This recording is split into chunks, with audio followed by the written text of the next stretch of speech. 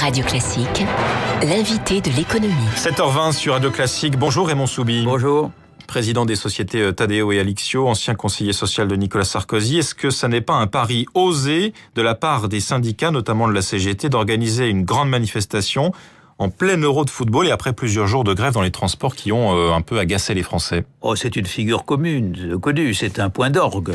Vous avez des mouvements divers dans différents points forts de la CGT, dans le secteur public, les transports, les raffineries, et tout ça se termine par un grand rassemblement national à Paris. C'est le bouquet final. Qui est un point oui, c'est comme dans les feux d'artifice, c'est le bouquet final, et après, chacun peut atterrir. Est-ce que ça ne sera pas un pétard mouillé, pour reprendre la métaphore du feu d'artifice? Oh, le niveau qu'avait atteint la dernière manifestation le 31 mars, c'était 380 000 manifestants dans toute la France. Selon la police. Oui. Selon la police, qui généralement d'ailleurs a des chiffres assez justes, je trouve, par mes connaissances passées. Et il n'est pas impossible que la CGT l'atteigne. De toute manière, elle dira qu'elle l'a atteint et qu'elle l'aura dépassé.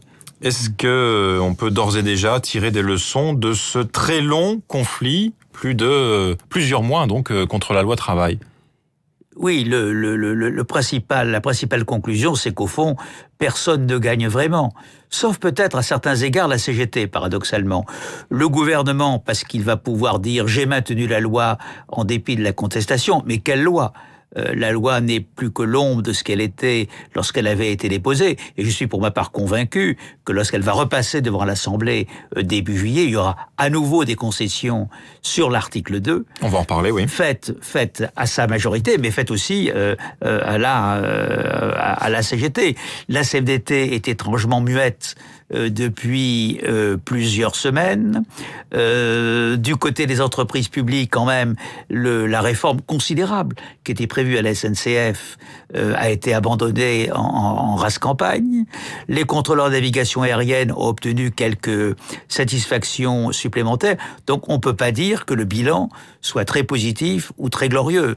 Et donc, je ne trouve pas que les acteurs sociaux, globalement, s'en sortent bien, même si la CGT, qui était dans une situation de crise depuis plusieurs années, apparaît comme un acteur central, et Philippe Martinez se crée une image. Qu'est-ce qu'elle est, mais se crée une image. Est-ce que finalement la principale raison de ce long bras de fer mené par la CGT et Philippe Martinez, ça n'est pas la représentativité syndicale, puisqu'on sait qu'elle sera à nouveau mesurée en mars 2017 et que la CGT risque de perdre sa place de premier syndicat de France? Oui, bien entendu.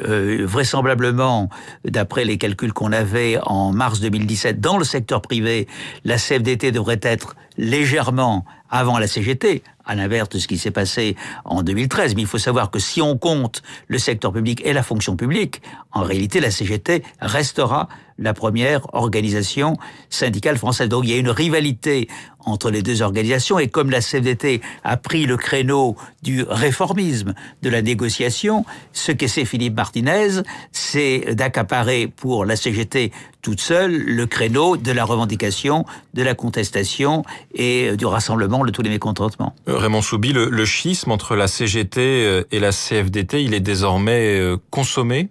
Oui, il est consommé, il est ancien, puisque ces deux lignes étaient dures depuis longtemps. Mais il faut savoir que sous Bernard Thibault, le dit Bernard Thibault prônait le syndicalisme rassemblé.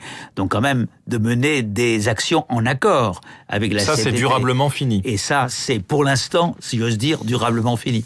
En 2017, il y a de bonnes chances que la majorité change au niveau de l'exécutif, avec le retour de la droite au pouvoir. Qu'est-ce que ça augure en termes de dialogue social, au vu de ce qui s'est passé ces derniers mois? Ça montre que les acteurs sociaux ne sont pas en bon état. Ce qui est ennuyeux, parce que lorsqu'on veut réformer un pays, quand même, la concertation, sinon la négociation, est un moyen fort utile pour éviter les débordements des salariés et de l'opinion. Sachant que les poids lourds de la primaire à droite disent tous, on va réformer par ordonnance. Oui, alors ils disent tous, on va avoir l'onction du suffrage universel, et très vite, on réformera par ordonnance. Je crois que l'affaire n'est pas si simple, et je ne pense pas que les électeurs donnent un blanc-seing à la personne qu'ils élisent pour faire passer dans la foulée 37 mesures différentes transformant l'économie française. Je ne le crois pas. Je crois qu'il y a un effort d'explication, qu'il y a un effort de concertation, même si en fin de compte c'est au gouvernement de prendre ses décisions. Donc je crois que l'affaire actuelle doit aussi inspirer des réflexions à l'opposition sur la manière de mener des réformes. C'est pas seulement parce qu'on a l'onction du suffrage universel au moment de la présidentielle qu'on peut mener toutes ces réformes. Un mot du patronat, on n'en a pas beaucoup parlé dans toute cette affaire. Est-ce que le MEDEF a eu un rôle positif, on va dire, dans ce bras de fer entre le gouvernement et la CGT? Je crois que le MEDEF a eu un rôle qui a varié selon les périodes. Dans un premier temps, il était globalement favorable à la loi El Khomri. Il s'est opposé à la deuxième mouture, qui est celle qui a fait l'objet du 49.3. Nous savons tous qu'il y a des tensions à l'intérieur du MEDEF, entre ceux qui restent favorables à la concertation et à la négociation et les fédérations qui y sont plus durs, vigoureusement opposés. Il semble que dans la période dans laquelle nous sommes, ce sont ces plus durs qui l'emportent. À preuve, le mandat qui a été donné hier pour la négociation à l'UNEDIC qui a lieu jeudi, qui est un mandat très dur et qui fait augurer l'échec. C'est une erreur du patronat de ce point de vue de refuser un accord d'assurance chômage? Moi, je crois que c'est surtout risqué pour le patronat de refuser un accord qui fait que le gouvernement va prendre la main sur les mesures de l'assurance chômage et que je ne suis pas certain que les entreprises aient à gagner à ce processus. Je crois que les entreprises ont à gagner un processus dans lequel le MEDEF reste quand même très très fort à travers le paritarisme et à travers les négociations. Un mot, puisqu'on l'évoquait tout à l'heure, de ce fameux article 2 de la loi travail qui est censé faciliter les accords d'entreprise, faire en sorte qu'ils s'imposent par rapport aux accords de branche ou à la loi générale. Chiffon rouge pour la CGT et Force ouvrière qui dénonce un risque de nivellement par le bas des conditions de travail. Quel est votre point de vue? Mon point de vue, c'est que c'est une excellente mesure parce qu'elle rapproche la négociation de l'entreprise, mais c'est aussi de considérer qu'on a peut-être tous commis une erreur. Lorsqu'on regarde les enquêtes des salariés sur cette mesure, on voit très bien qu'au fond, elle n'est pas appréciée par les salariés, parce qu'ils craignent qu'elle n'aboutisse à ce que les dirigeants d'entreprise, là où il n'y a pas beaucoup de syndicats, où il n'y a pas beaucoup de négociations, imposent des mesures qui aujourd'hui ne sont pas autorisées par les accords de branche ou par la loi. Et on voit très bien que cette inquiétude est très présente. Et c'est très intéressant parce que cette mesure, tout le monde était pour. Tous les think tanks, depuis les libéraux, comme l'Institut Montaigne. Donc elle a été mal ficelée.